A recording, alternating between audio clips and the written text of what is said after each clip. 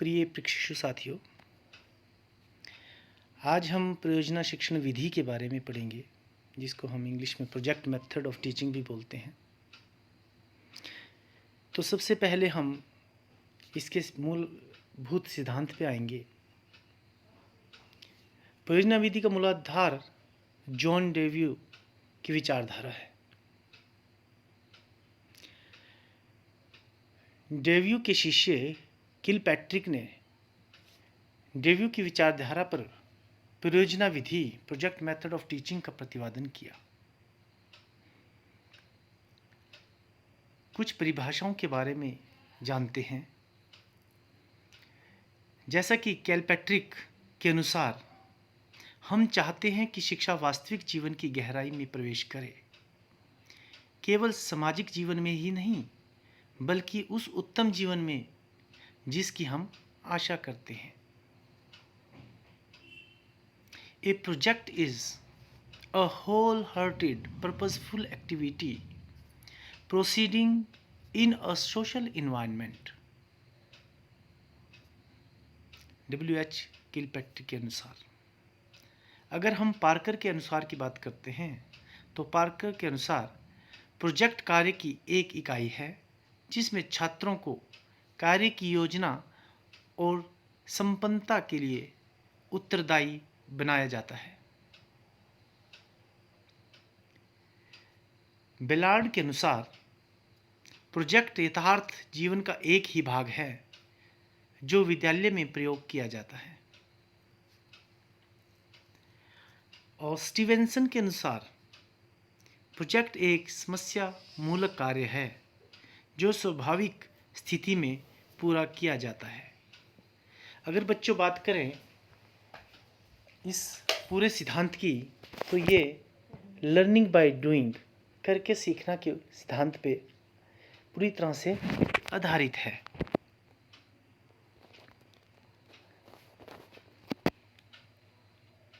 तो हम अब परियोजना विधि के आधारभूत सिद्धांत के बारे में पढ़ेंगे। Now basic principles of the project method. परियोजना विधि निम्नलिखित सिद्धांतों पर आधारित है। रोचकता, बालक स्वयं ही किसी समस्या के प्रोजेक्ट का कार्य को चुनते हैं। परियोजना उद्देश्य, जो समस्या बालकों को हल करने के लिए दी जाती है वह उद्देश्यपूर्ण होती है। नंबर 3, क्रियाशीलता, बालक स्वभाव से ही क्रियाशील है।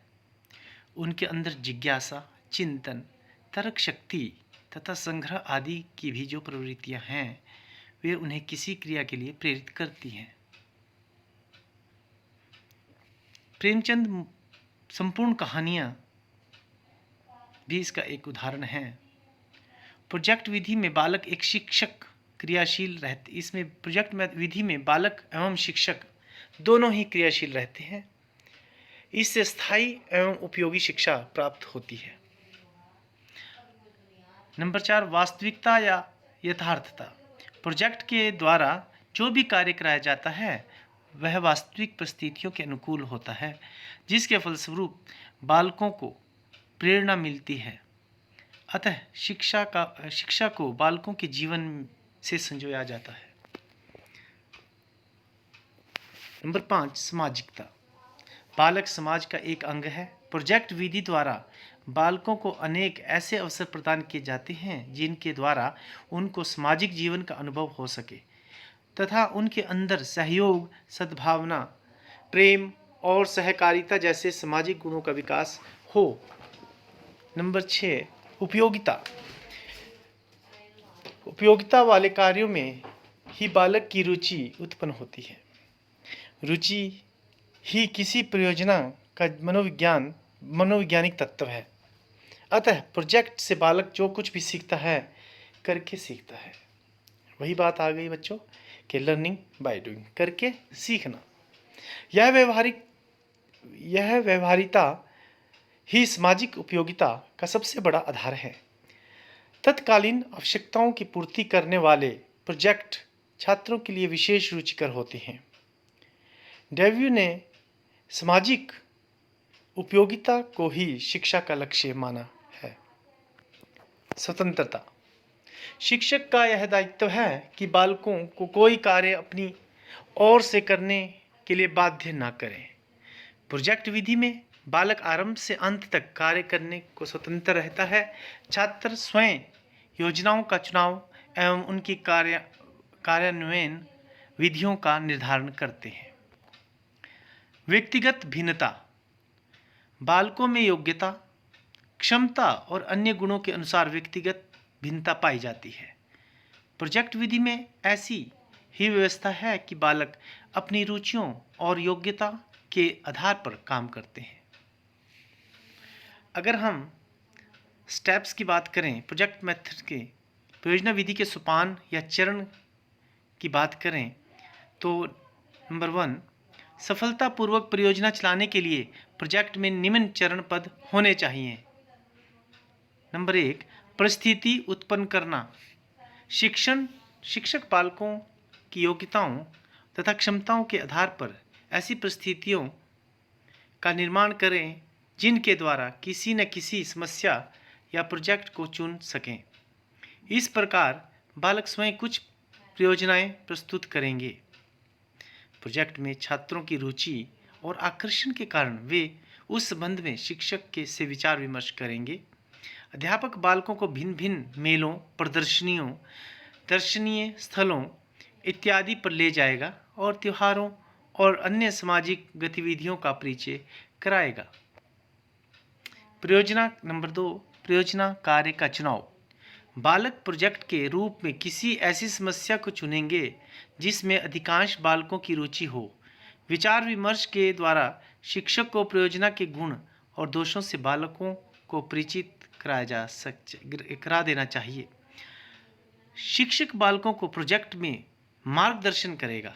योजना के चुनने की स्वीकृति तथा निर्णय छात्रों के द्वारा ही होनी चाहिए।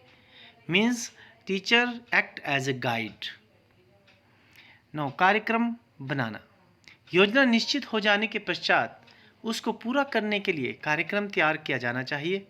वास्तविक तथा स्वाभाविक परिस्थितियों में पूरा होने वाला कार्यक्रम विचार विमर्श के द्वारा निश्चित किया जा सकता है। प्रत्येक छात्र को अपनी योग्यता के अनुसार कार्य मिलता है और इस योजना को सब मिलकर ही पूरा करते हैं। नंबर 4, कार्यक्रम क्रियान्वित करना। कार्यक्रम बन जाने के पश्चात प्रत्येक बालक अपना कार्य क्रिया द्वारा सीखना के आधार पर स्वयं करता है। सभी छात्र अपनी योग्यता और सामर्थ्य के अनुसार अपने अपने उत्तरदायित्व को निभाते हैं। शिक्षक को उनके कार्य में सहायता, निरीक्षण, प्रोत्साहन तथा आदेश भी देना चाहिए। छात्रों को अनेक कार्य करने पड़ते हैं, जैसे कि लिखना, पढ़ना, वस्तुओं को एकत्रित करना, विचार विमर्श करना तथा निर्माण कार्य करना आदि। छात्रों में स्व आलोचना की आदत डालनी चाहिए कि सेल्फ अप्रेजल, सेल्फ जो है फीडबैक लें। कार्य का मूल्यांकन करना। प्रोजेक्ट द्वारा कर लेने के पश्चात यह अवश्य हो जाता है कि बालक अपने किए हुए कार्य को स्वयं निरीक्षण तथा मूल्यांकन करे। योजना कार्यक्रम के अनुसार इस पर सामूहिक तौर से विचार किया जाता है और तभी निष्कर्ष पर पहुंचते हैं। प्रोजेक्ट कार्य पूर्ण होने पर अध्यापक की सहायता से मूल्यांकन किया जाना चाहिए। कार्य का लेखा जोखा रखना। प्रोजेक्ट के अनुसार ये चुनाव से लेकर पूरा होने तक सभी क्रियाकलापों का पूरा ब्यौरा रखा जाता है। वे अपने कार्य के बारे में कठिनाइयाँ व आलोचना आदि पंजिका में अंकित करते हैं। वे किए गए कार्य, उनकी विधियाँ, उपकरण, पुस्तकों आदि का विचारपूर्ण वर्णन करते हैं। Now importance of the planning method. परियोजना विधि का महत्व। परियोजना विधि का महत्व निम्नलिखित बिंदुओं से स्पष्ट किया जा सकता है। नंबर 1, प्रत्यक्ष अनुभव होना। जब इस विधि के द्वारा छात्रों को स्वयं अवलोकन अथवा मापन आदि के अवसर मिलते हैं, जिससे उन्हें स्थिति तथा तथ्यों का प्रत्यक्ष अनुभव प्राप्त होता है। अर्जित ज्ञान स्थायी बनता है। करके सीखना, बालक स्वयं करके सीखते हैं, ये जिससे छात्रों में विषय के प्रति अधिक रुचि, उत्साह और आत्मविश्वास उत्पन्न होता है। नंबर 3, मनोवैज्ञानिकता। छात्रों में जिज्ञासा, क्रियाशीलता और रचना की प्रवृत्ति उग्र रूप से विद्यमान रहती है। नंबर 4, प्रयोगात्मकता। योजना विधि द्वारा छात्र स्वयं प्रयोग करके उपकरणों आदि के द्वारा मापन के आधार पर हिंदी के तथ्यों, संप्रत्ययों, उच्चारण, वर्तनी अशुद्धियां व परिस्थितियों का ज्ञान प्राप्त करते हैं। उपयोगिता या व्यवहारिकता। इस विधि द्वारा सीखे हुए ज्ञान और तथ्यों तथा नियमों को दैनिक जीवन की समस्याओं में उपयोग कर सकता है। उपयोगिता या व्यवहारिकता से प्राप्त ज्ञान का अन्य स्थितियों में और अन्य समस्याओं में भी उपयोग किया जा सकता है। स्वाध्याय की प्रवृत्ति। छात्रों में स्वाध्याय की प्रवृत्ति विकसित होती है। Self study. अधिगम में सरलता। उनका अधिगम सरल, सुबोध तथा रोचक होता है। अब हम पढ़ेंगे प्रयोजना विधि के गुण और विशेषताएं। Features of the project method. Number 1, मनोवैज्ञानिकता। प्रोजेक्ट विधि मनोवैज्ञानिक सिद्धांतों पर आधारित होती है। बालकों की स्वाभाविक रुचियों, मनोवृत्तियों तथा चेष्टाओं का पूरा ध्यान रखा जाता है। उनकी जिज्ञासा, संग्रह, रचनात्मकता एवं अन्वेषणात्मक प्रवृत्तियों का पोषण होता है। अनुभव से सीखने का अवसर मिलता है। चरित्र निर्माण में सहायक। प्रोजेक्ट के द्वारा बालकों के सर्वांगीण विकास में पर्याप्त सहायता मिलती है। उनमें आत्मविश्वास, आत्मनिर्भरता, सामाजिक गुणों, सौंदर्य अनुभूति, नेतृत्व तथा भावात्मक स्थिरता आदि का विकास होता है। नंबर 3, प्रयोगात्मक एवं व्यवहारिक विधि। इसमें छात्र व अध्यापक दोनों क्रियाशील रहते हैं। इस विधि द्वारा बालक अपने वास्तविक जीवन की समस्याओं को सुलझाने का प्रशिक्षण लेते हैं। यह विधि करके सीखना नियम पर आधारित है।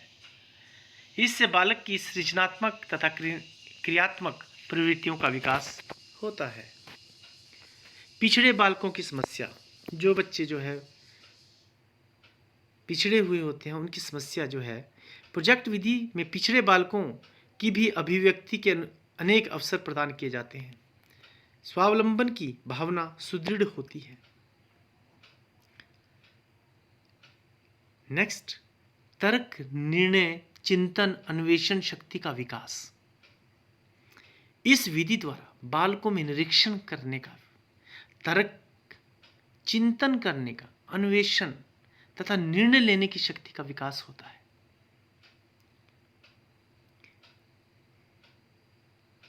नंबर 6, प्रजातंत्रवादी भावना का विकास। बालक स्वतंत्रता से कार्य करते हैं। बालकों में उत्तरदायित्व की भावना, धैर्य, सहिष्णुता, कर्तव्य निष्ठा, पारस्परिक प्रेम एवं सहयोग की भावना आदि सामाजिक गुणों का विकास होता है। स्थायी एवं स्पष्ट ज्ञान। इस विधि में रटने का महत्व नहीं है। विद्यार्थी सतत सक्रिय होकर पूरी लगन और प्रत्यक्ष अनुभवों एवं क्रियाओं द्वारा ज्ञान प्राप्त करते हैं।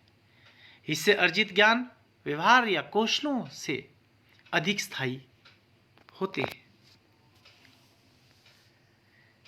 समवाय के सिद्धांत द्वारा शिक्षण। इस विधि समवायी शिक्षण रूप में से शिक्षण देने की एक आदर्श विधि है। इसमें समन्वय क्रिया द्वारा स्थापित किया जाता है। विषय का चुनाव बालक की आवश्यकता अनुसार किया जाता है।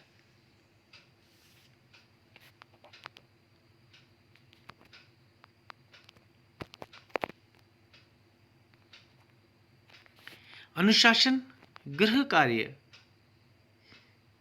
आदि समस्याओं से मुक्ति।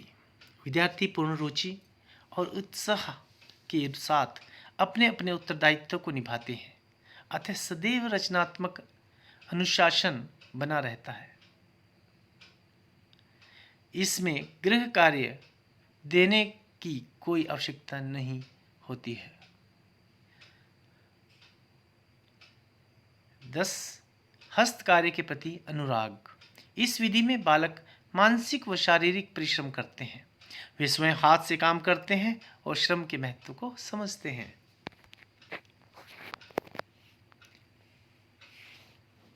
परियोजना विधि के कुछ दोष भी हैं, कुछ सीमाएं हैं इसकी अपनी, उसके बारे में अब चर्चा कर रहे हैं।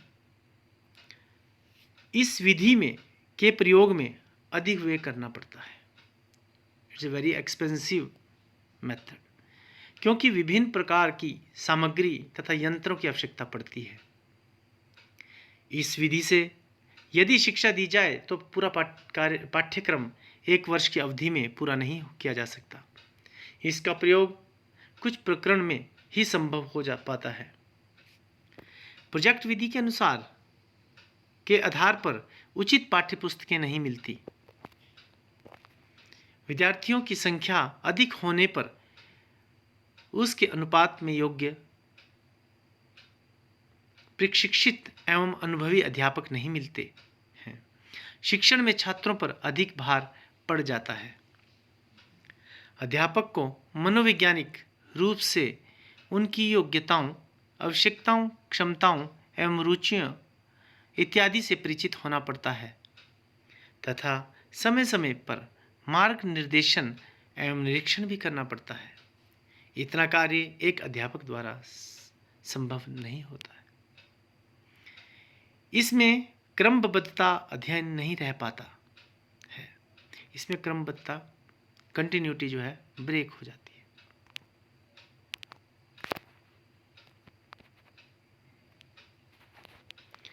धन्यवाद।